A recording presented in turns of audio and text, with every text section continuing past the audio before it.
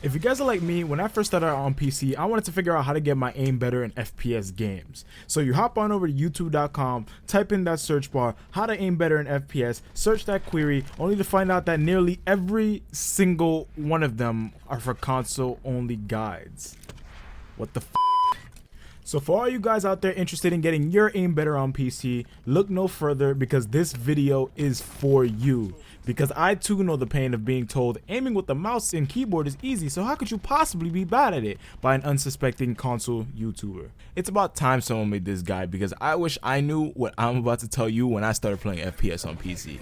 And all I ask is that after you watch this video is to just pay it forward and spread this information to your friends or other people who might be struggling. You know, we're a small community when it comes compared to consoles, so us PC gamers really gotta stick together. Anyways, without further ado, I'd like to present to you guys the Innocent Certified Guide on how to aim better on PC. Part 1. Mouse Sensitivity. Okay, so sensitivity on PC is a very weird thing, so for all you guys really just starting on FPS, I'm going to give you guys the quick rundown on what that is. I'm about to hit you guys with a lot of information, so you might want to grab a seat. Okay, so this right here is your crosshair, or the center of your screen when playing an FPS game. It's where your bullets go when you pull the trigger, so it's pretty important and you best not forget it. It comes in a number of different shapes and sizes, like this, or this. There's really just a bunch of them. And yes, your iron sights do double as a crosshair when you scope the gun in. So this is a crosshair, that's a crosshair, they're all crosshairs. What mouse sensitivity does is it simply adjusts how much screen space is covered by your crosshair per unit distance done by your mouse in real life. For example, a lower sensitivity will cover less screen space per unit distance done by your mouse, let's say 1 inch, but a higher sensitivity mouse will cover more screen space per that same unit distance of 1 inch. It's simplest to think of it as a higher sensitivity equaling faster crosshair movement and a lower sensitivity equaling slower crosshair movement. Okay, now finding the right sensitivity for yourself is absolutely key when trying to improve your aim, but that can be a really complicated thing to do on PC. You've probably heard from the console guides how everybody is different and probably won't play on the same sensitivity because of personal preference. And that makes a lot of sense, especially when everyone on console plays with the same standard controller and different sensitivity values are the same across the board, i.e. a 4 sensitivity on Jimmy's PS4 will still be that same 4 sensitivity on Timmy's PS4. This is not the case on PC. If you see your friends playing on an 8 sensitivity and they recommend that setting to you, do not take that recommendation. Unlike console, your 8 sensitivity does not equal their 8 sensitivity. Now, it took me a while to realize why everyone seems to be aiming better than me on PC, but when I finally did, it blew my mind, and I hope it blows yours too. See, on PC, each and every individual mouse you will use will most likely come shipped with the factory PPI setting. What is PPI, you ask? Well, some of you may know it as DPI because both sayings have become interchangeable. And DPI was a phrase first used when printers were invented, and it stands for dots per inch, or basically how many dots of ink a printer could lay down within an inch of physical space on a piece of paper. Obviously, a printer with a higher DPI will print at a higher quality. Now, when screens and mice were invented, a new form of measurement came around called PPI, which stands for pixels per inch. But the new name never really stuck because everyone was so used to saying DPI. This PPI measurement was created to break down real-life mouse movement distance to screen distance ratios, similar to how DPI broke down ink to paper ratios. To this day, however, even mouse manufacturers will use the term DPI instead of PPI, even though it's technically incorrect. So PPI, or pixels per inch, is how many pixels your mouse cursor will move across the screen in Windows per inch of physical mouse movement. And just like sensitivity, a higher PPI will mean faster mouse movement, and a lower one will mean slower mouse movement. And though PPI is similar to sensitivity, there are two main differences and one key point you must understand if you want to improve your aim. Number 1. PPI affects your entire mouse experience, and you will feel its changes even while not playing video games. Your PPI dictates how fast your mouse moves in general, so you'll feel your PPI setting even while regularly using your computer. This is unlike sensitivity, which only changes your mouse speed in-game. Number 2, PPI and sensitivity do not use the same units of measurement, so it is near impossible to equate the two on the same scale. Like I said earlier, PPI uses pixels per inch, but in-game sensitivity uses Well, we don't know. It literally changes from game to game. Every single game uses a different algorithm to determine the increments of its sensitivity setting, and that info simply isn't available to the public. However, there are a few examples explained by the courteous users of Reddit and pretty much any online forum as to how mouse sensitivity works in different titles. I'll drop a link to one explaining Battlefield 3 system in the description below. But I'm not kidding when I say that a lot of games use a lot of different systems, and as I'm sure you've noticed, you probably use a different sensitivity depending on the game that you play, even if they're in the same genre like FPS. And all of this just goes to show that this game sensitivity and this game sensitivity are not equal. And if you can't equate these two, you can't even try to do it with PPI. And I already hear a lot of people in the comments like, well, in a sense, wouldn't it be easier to equate PPI and sensitivity since they are directly connected? And that's a phenomenal question, but no, it wouldn't. And I'm going to explain why in number 3. Number 3, PPI and sensitivity can interact in a lot of weird ways, exponentially so as a matter of fact. If you play on an 800 PPI and a 6 sensitivity, that is not the same as playing on a 400 PPI and a 12 sensitivity. You could kind of think of these two settings as two waves that just refuse to line up with one another. So when you combine the two, selecting a lower PPI or shifting your sensitivity won't always give you the result that you expected. And that isn't even considering how screen resolution affects it all.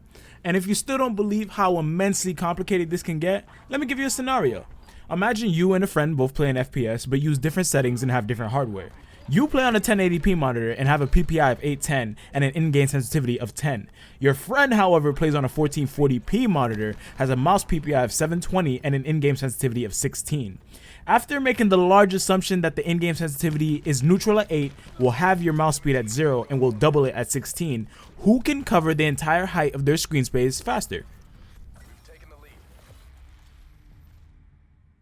Well, the answer is, in this situation, you will do it at the exact same speed. You will both cover the height of your monitor in about 1 inch of real mouse movement. Why? Well, your monitor has a height of 1080 pixels and you have a PPI of 810. So based on your PPI alone, you'll cover your monitor in about 4/3 an inch.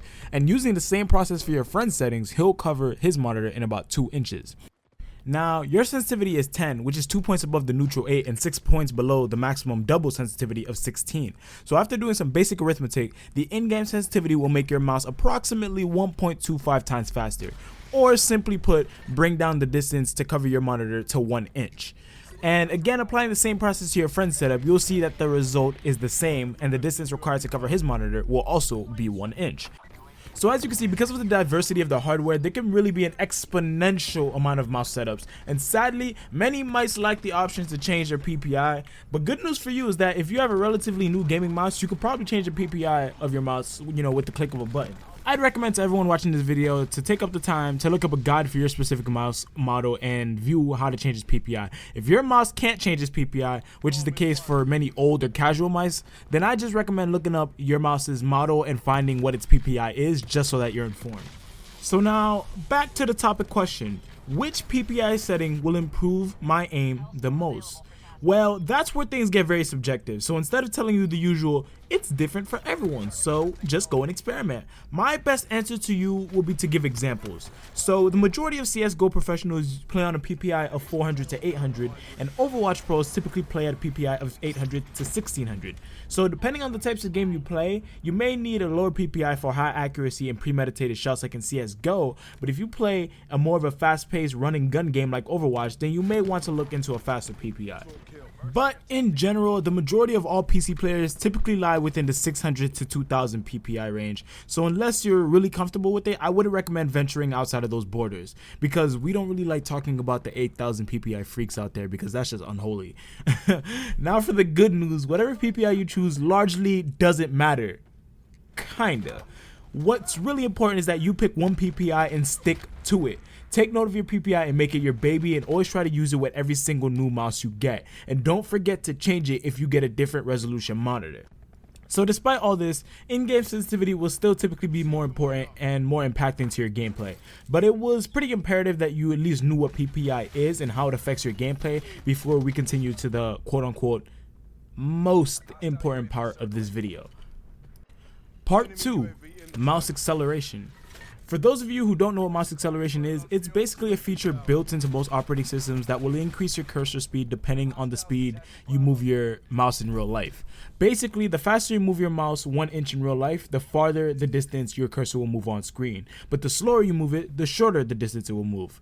And there's a reason I didn't include mouse acceleration in my earlier explanation of PPI, and that's because mouse acceleration throws everything we know about PPI out the window.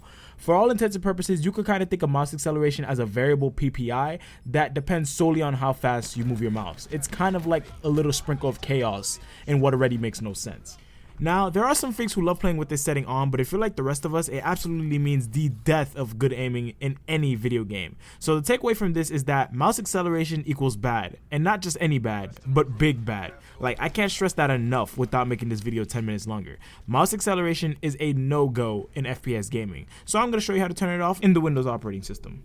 If you're using anything besides the Windows operating system, I'm going to ask you to pause this video and go fix that. And once that's taken care of, you can continue watching this video. And all jokes aside, you should not be gaming on a Mac, point blank. Anyways, what you're going to do is go down to the search bar on the bottom left of your screen that is pinned to the taskbar and search for a control panel and open that up. Once it's open, click on the search bar on the top right of the program and search the query mouse, then click on the result under the mouse icon titled change mouse settings, and in the new window that opens up, you're going to navigate over to the tab called pointer options and uncheck the option labeled enhance pointer precision. Then press apply, then OK on the bottom right. And now congratulations, you have successfully disabled mouse acceleration. Okay, so you may notice something straight off the bat, and that's that your mouse feels noticeably slower, and that's a good thing, and you should try to get used to it. What you're actually feeling is your mouse's raw PPI setting without any software influence from Windows. If it's too slow for your liking, you could change your PPI, but if you can't change your PPI, then I'm sorry to tell you, but you're out of luck. But that's the sacrifice you gotta make to be good at Rainbow. Part 3, in-game sensitivity. This part is the simplest part of getting your aim better on PC, because as much as I hate saying this to you, adjusting your in-game sensitivity and finding a value that's good for you and good for your PPI of choice isn't something anybody but yourself can do. But here's a little bit of a rule of thumb and a bit of a guide. The pros of pretty much all PC FPS games typically play on a lower sensitivity for the increased accuracy.